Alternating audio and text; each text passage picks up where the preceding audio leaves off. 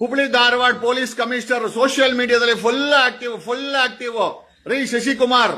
ಅಲ್ರಿ, ನೀವು IPS officer ಆಗ್ಬೇಕಾದ್ರೆ ಅವಕಾಶ ಕೊಟ್ಟಿದ್ಕೆ ಅಲ್ವಾ ನೀವು ಆಗಿದ್ದು? ಇವತ್ತು ನೀವು ಹುಬ್ಳಿ ಧಾರವಾಡ ಪೊಲೀಸ್ ಕಮಿಷನರ್ ಆಗಿ ಅಲ್ಲಿ ಉದ್ಯೋಗವನ್ನ ಬಯಸುವಂತ ಯುವ ಜನತೆ ಪ್ರೊಟೆಸ್ಟ್ ಮಾಡ್ತೀವಿ ಅಂತ. ಪ್ರೊಟೆಸ್ಟ್ ಯಾಕೆ ಮಾಡ್ತೀವಿ ಅಂತಂದ್ರು, ಯಾಕಂದ್ರೆ ಸರ್ಕಾರ ಅಪಾಯಿಂಟ್ಮೆಂಟ್ ಮಾಡ್ತಾ ಇಲ್ಲ. ಅಪಾಯಿಂಟ್ ಮಾಡಿದ್ರು ಕೂಡ ಲಂಚ ಇಸ್ಕೊಂಡು ಅಪಾಯಿಂಟ್ ಮಾಡ್ತಾರೆ.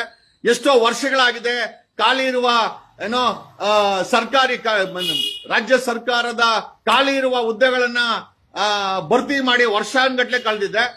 ಆಮೇಲೆ mister Hubli Dharwad police commissioner Shashikumar ಅವರು ಡಿಮ್ಯಾಂಡ್ ಮಾಡಿದ್ದು, ಅವರೇನು ಹುಟ್ಟಿಸ್ಕೊಂಡು ಹೇಳಿದಲ್ಲ, ಖಾಲಿ ಪೋಸ್ಟ್ಗಳು ಕರ್ನಾಟಕದ ಜಾಬ್ ಅಲ್ಲಿ ಖಾಲಿ ಇದೆ.